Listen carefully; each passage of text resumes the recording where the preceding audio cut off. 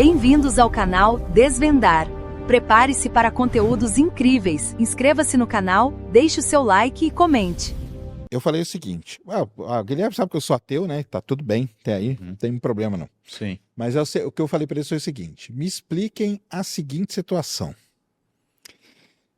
Por que Deus colocou uma galera morando em volta do vulcão Vesúvio, lá em Pompeia, Sim. e fez o vulcão entrar em erupção e matar 30 mil pessoas? Sim. Aí eu falei assim pra eles, é o Criador matando a própria criatura? Por que ele fez isso se ele prega que ele é o bom, ele não sei o quê e tal? Não era pra tirar... Lembrando que naquela época ali ninguém sabia o que era vulcão. Sim, sim. Entendeu? Eles não tinham nem ideia do que era, estavam morando ali, vivendo de boa. Aí eu fiz isso aí. Ninguém soube me explicar.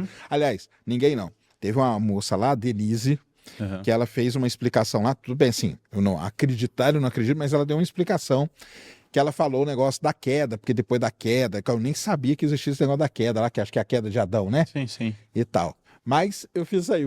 Você consegue me explicar? Claro, eu acho... Não, eu não acho nem... Então, vamos lá. Essa pergunta entra no tema do mal natural, que é um tema bastante clássico em filosofia.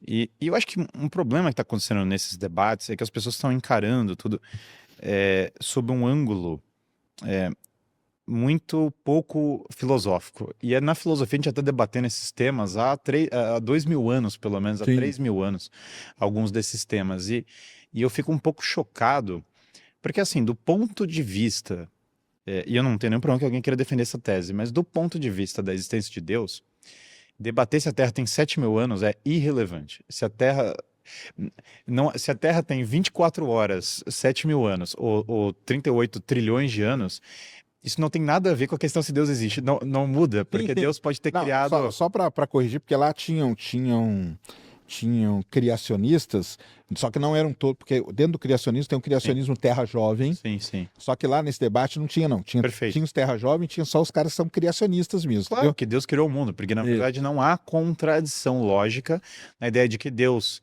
moveu o homem, criou o homem a partir da evolução das espécies, ou Deus... Você pode questionar essas teses enquanto tese científica, mas a ideia de que qualquer tese dessas contraria a existência de Deus não faz o menor sentido lógico. Essa é a primeira nota de rodapé, preâmbulo, né? Porque eu às vezes assisto algumas coisas e eu falo, meu Deus, ele tá querendo...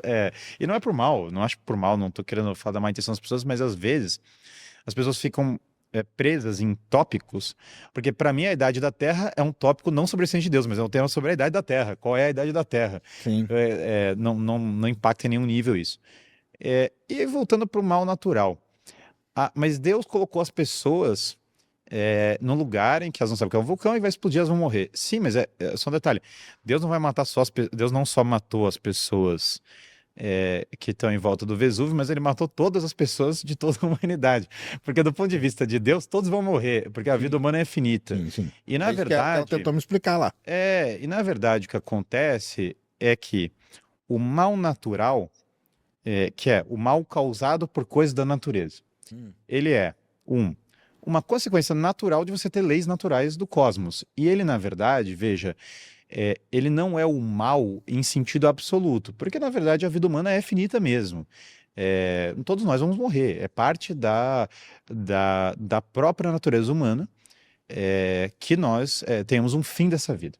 Deus, justamente, o que ele quer é a nossa salvação eterna, não a nossa prosperidade do ponto de vista meramente material.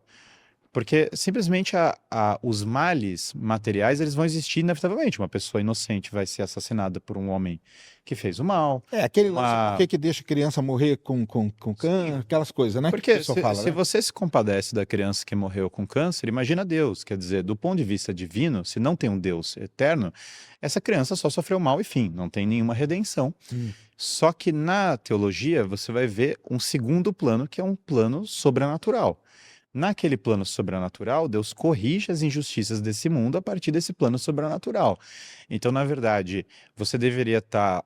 Se você seguir, por exemplo, a teologia cristã, você deveria estar muito mais preocupado com o homem que matou aquela criança do que com a criança, porque a criança, do ponto de vista da eternidade, vai ser recompensada pelos sofrimentos dela, vai ser guiada, vai ser gestada numa vida muito mais duradoura do que a vida daqui. Entendi.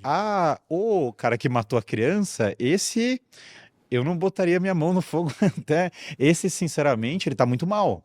E aí vem a velha história da filosofia, como tem lá na Consolação da Filosofia. É melhor praticar o mal ou é melhor sofrer o mal? E isso já era discutido antes do cristianismo. A Consolação da Filosofia é posterior, mas se você pegar o Sócrates, já discutiu isso antes. E a conclusão que está lá na República não, é melhor sofrer o mal do que praticar o mal. Por quê? Porque quando você morre, a sua alma subsiste. E é isso que vai estar lá. Se você faz um mal, você está corrompendo a sua alma. Então, na verdade, a parte que subsiste após a sua morte é a parte que está sendo atacada por você. Você está se autodestruindo. Só que quando você sofre o mal, você está sofrendo mal no corpo, na fama, em coisas que cessam com essa vida.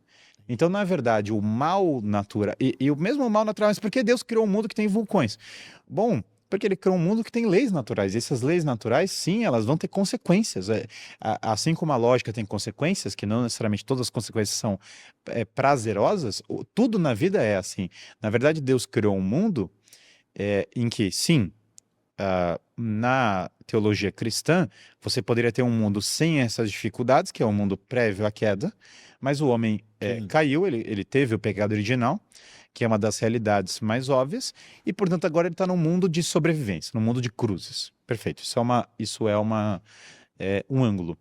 Mas uma outra coisa muito natural a partir do momento que existem formações geológicas, elas vão ter consequências, as pessoas vão sofrer nelas. Para Deus, você morrer cedo ou viver uma vida longa é melhor ou é pior? Na verdade, Deus está olhando no ângulo do que é melhor para sua alma. Para Deus, na verdade, se você vai morrer com 3 dias de idade ou com 68 mil anos, ele está mais preocupado com o bem da sua alma do que... Porque é o que vai subsistir para além do que qualquer outra coisa. Aí vai falar, então os cristãos são contra o bem nesse mundo. Não, não, não.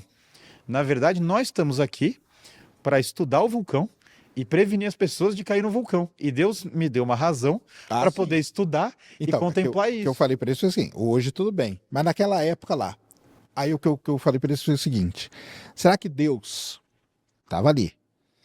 Ele não podia ter dado um sinal, qualquer coisa? Mas aí você está pressupondo um mundo que não seria desejável, que é um mundo sem, novamente, né? Seria um mundo sem nenhum mal, na verdade. Tá. Só que aí nesse mundo sem nenhum mal, né? Também não existem vulcões, né? E também não existe o homem, porque o homem tem livre-arbítrio. E a partir do momento que ele tem livre-arbítrio, ele escolhe o mal. Sim. Isso aí é verdade. Então, na verdade, o problema é o seguinte também. Esse mundo hipotético que é o Éden, ele, na verdade, esse mundo do Éden, né? Ele não é o mundo no qual nós vivemos, o mundo real no qual nós vivemos. Ele é uma hipótese, sem dúvida, mas ele pressupõe, em última instância, né? Para você não ter nenhum mal no mundo, você teria que ter um mundo sem as leis naturais como elas existem e um mundo sem livre-arbítrio. Uhum. E no fundo a revolta contra o mal natural e a revolta contra o mal humano vai dizer Dostoiévski já muito bem, é uma revolta contra a natureza e contra o homem. Os males desse mundo, eles existem, e esse mundo tem cruzes. E Deus nunca prometeu que essa vida material ia ser sem sofrimento. Isso não é uma...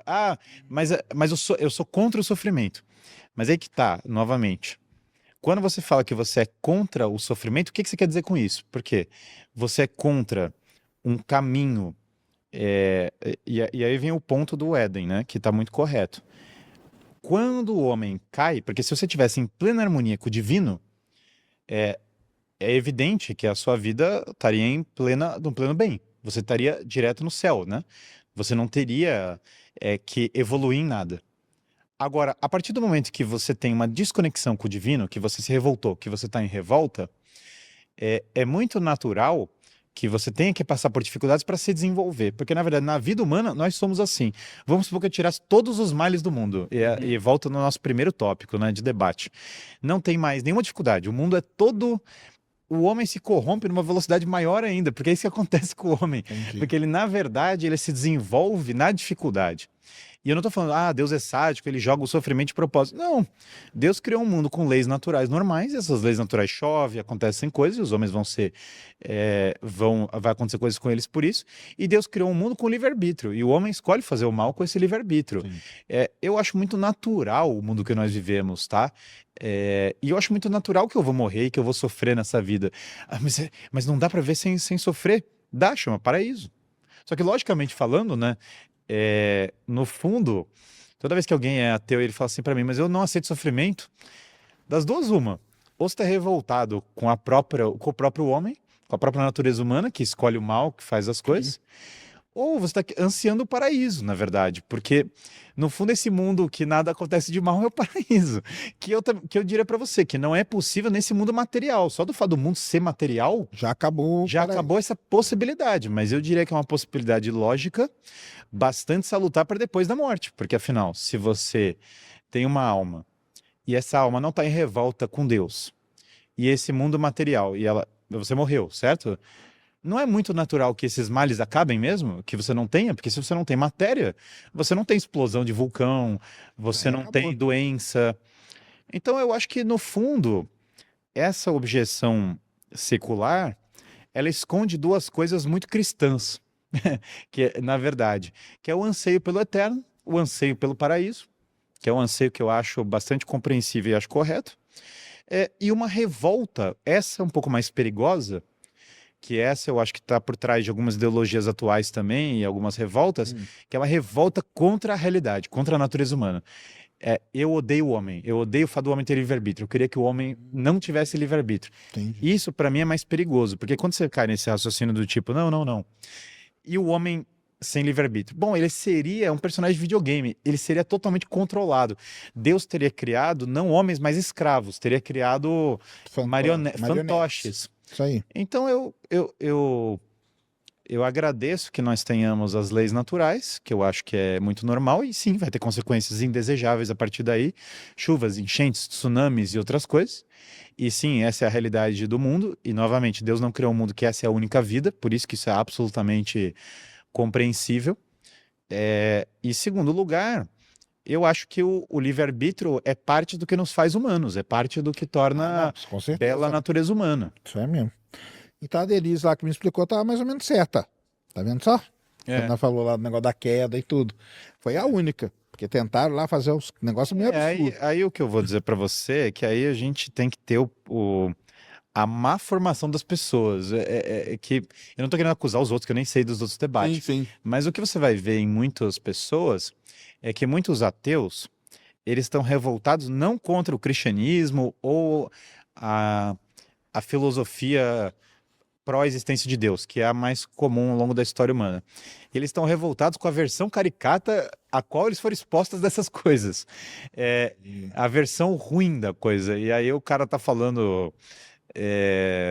eu falo isso porque eu vim do contexto de não ter fé. Eu parti desse ponto. Entendi. E aí eu fui estudando filosofia e comecei a acreditar em Deus e comecei a estudar religião e tal.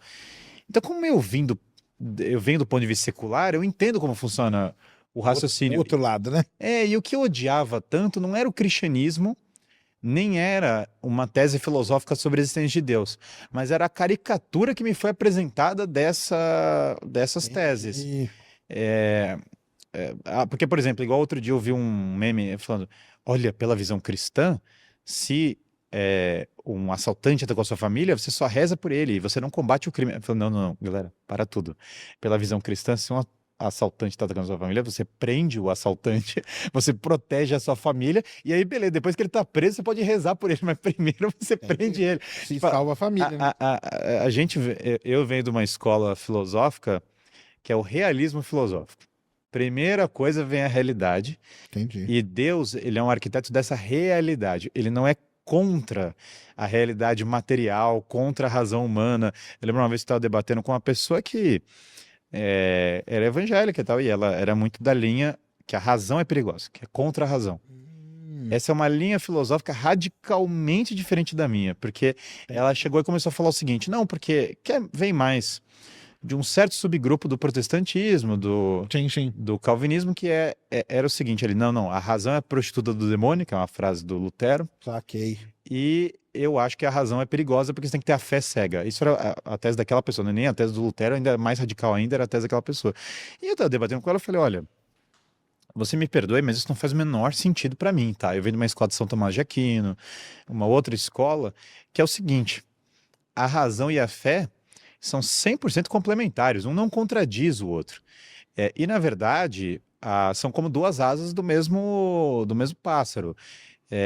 Se a razão me aponta que a Terra é redonda, é porque a Terra é redonda, entendeu?